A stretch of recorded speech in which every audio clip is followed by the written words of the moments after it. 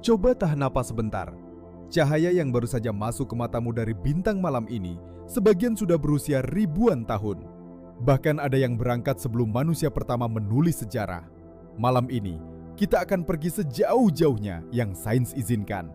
Dari bumi ke tepi alam semesta yang bisa kita lihat. Dan aku jamin, di akhir video, caramu memandang langit gak akan sama lagi. Di video ini kita akan naik tangga raksasa, mulai dari bumi, lalu tata surya, galaksi kita, gugus galaksi, sampai struktur terbesar yang pernah ditemukan. Di tiap anak tangga, angkanya akan terasa makin mustahil. Tapi pertanyaan terbesarnya kusimpan di akhir. Kalau alam semesta yang kita lihat saja sebesar ini, apa yang ada di luar batas penglihatan kita? Ayo mulai. Mari mulai dari rumah. Bumi terasa luas, butuh sehari penuh naik pesawat untuk mengelilinginya. Tapi dalam skala kosmik, bumi nyaris tak berarti. Cahaya, hal tercepat di alam semesta, menempuh hampir 300.000 km per detik. Dengan kecepatan itu, cahaya mengelilingi bumi 7 kali dalam 1 detik. Tapi tahan dulu kekagumanmu. Kecepatan inilah satu-satunya alat ukur yang masuk akal untuk perjalanan kita. Karena jarak di luar angkasa terlalu besar untuk kilometer, maka kita pakai satuan baru, tahun cahaya, yaitu jarak yang ditempuh cahaya dalam 1 tahun, sekitar 9,5 triliun kilometer. Ingat angka ini, mulai sekarang semua akan diukur dengannya. Dari bumi, cahaya matahari butuh 8 menit untuk sampai. Artinya, matahari yang kamu lihat sebenarnya matahari 8 menit yang lalu.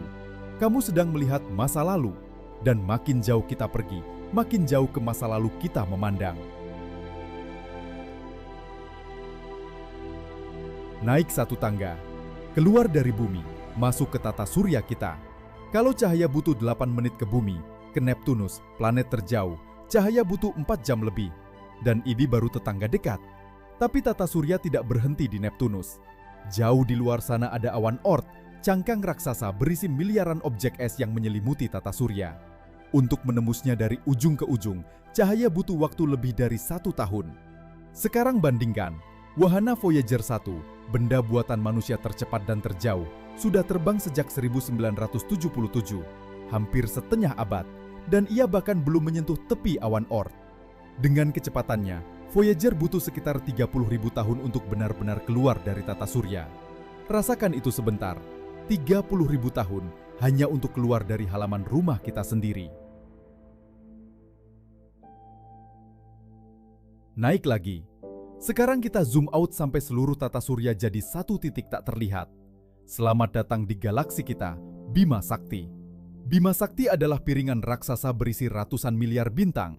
Diameternya sekitar 87.000 tahun cahaya. Artinya, kalau kamu naik berkas cahaya dari satu ujung ke ujung lain, butuh hampir 90.000 tahun. Matahari kita hanya 1 titik biasa di salah satu lengan spiralnya, jauh dari pusat. Bukan di tengah, bukan istimewa, sekadar 1 dari ratusan miliar.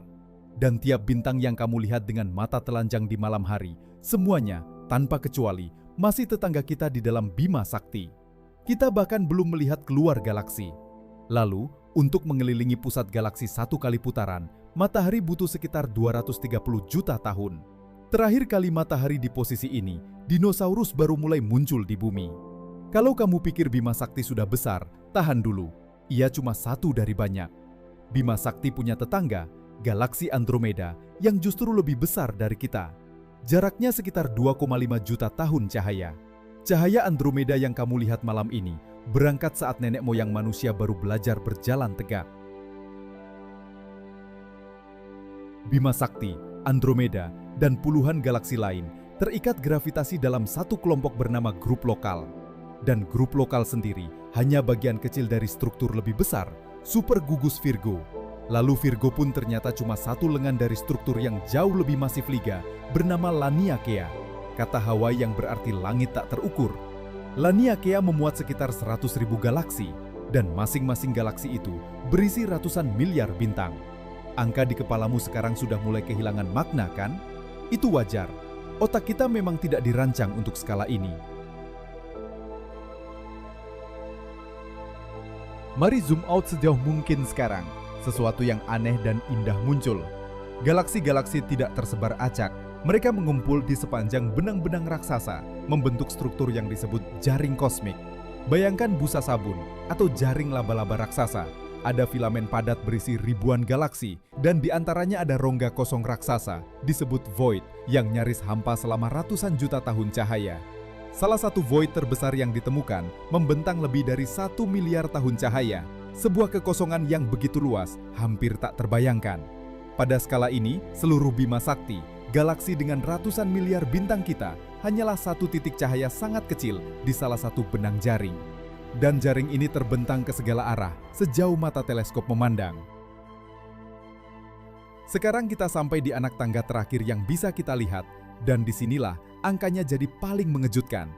Seluruh wilayah yang bisa kita amati disebut alam semesta teramati. Garis tengahnya sekitar 93 miliar tahun cahaya. Tapi tunggu, ada yang janggal. Usia alam semesta cuma 13,8 miliar tahun. Kalau cahaya tercepat pun baru menempuh 13,8 miliar tahun, kenapa wilayah yang kita lihat bisa selebar 93 miliar tahun cahaya? Jawabannya, ruang itu sendiri mengembang. Sejak cahaya dari galaksi terjauh mulai berangkat, ruang di antara kita dan galaksi itu sudah meregang. Jadi galaksi yang dulu mengirim cahayanya, kini sebenarnya jauh lebih jauh dari saat ia memancarkannya. Bukan galaksinya yang lari menembus ruang, ruangnya sendiri yang tumbuh.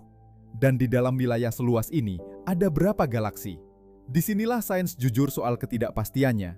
Dulu diperkirakan ada 2 triliun galaksi, tapi pengukuran terbaru tahun 2021 dari wahana New Horizons menurunkan angka itu drastis, mungkin hanya beberapa ratus miliar. Para ilmuwan masih memperdebatkannya sampai hari ini, tapi tangkap ini, bahkan angka terendahnya, ratusan miliar galaksi, masing-masing berisi ratusan miliar bintang. Jumlah bintang di alam semesta teramati lebih banyak daripada seluruh butir pasir di semua pantai di bumi. Sekarang pertanyaan yang kusimpan dari awal. Kalau yang kita lihat saja sebesar 93 miliar tahun cahaya, apa yang ada di luarnya? Jawaban jujurnya, kita tidak tahu. Dan mungkin tidak akan pernah tahu. Kata teramati itu kuncinya. Alam semesta teramati bukan seluruh alam semesta. Itu hanya sejauh cahaya sempat sampai ke kita dalam 13,8 miliar tahun. Di luar batas itu, ada cahaya yang belum, dan karena ruang mengembang makin cepat, mungkin tidak akan pernah sampai kepada kita. Wilayah itu terkunci selamanya dari pandangan kita. Seberapa besar keseluruhannya? Sebagian ilmuwan menduga setidaknya ratusan kali lebih besar dari yang kita lihat. Sebagian lain berpikir alam semesta mungkin tak terhingga, benar-benar tanpa tepi, tanpa akhir. Dan inilah garis batas yang sesungguhnya, bukan batas alam semesta, tapi batas pengetahuan kita sendiri. Ada dinding di sekeliling apa yang bisa kita ketahui, dan dinding itu dibangun oleh kecepatan cahaya dan usia waktu itu sendiri. Jadi seberapa besar alam semesta? Jawaban terbaik yang bisa diberikan sains hari ini adalah lebih besar dari yang bisa kita lihat, dan mungkin lebih besar dari yang bisa kita pahami. Kita memulai dari bumi yang terasa luas. Kita berakhir dengan menyadari bumi hanyalah satu titik debu di sekitar satu bintang biasa di pinggiran satu galaksi di antara ratusan miliar galaksi lain di dalam jaring kosmik raksasa yang ternyata cuma bagian kecil dari sesuatu yang mungkin tak berujung. Tapi ada sisi lain dari kesadaran ini. Dari semua titik di alam semesta seluas ini, ada satu titik kecil di sinilah, di bumi, di mana materi menyusun dirinya menjadi sesuatu yang bisa bertanya, seberapa besar alam semesta? Alam semesta begitu luas, dan kamu, makhluk kecil di dalamnya, sanggup memikirkan seluruhnya. Mungkin itu yang justru paling menakjubkan. Kalau perjalanan ini bikin kepalamu berputar dengan cara yang menyenangkan, video kita berikutnya cocok buatmu.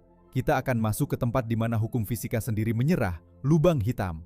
Subscribe Garis Batas, karena masih banyak batas yang menunggu untuk dilewati. Sampai jumpa di Toki berikutnya.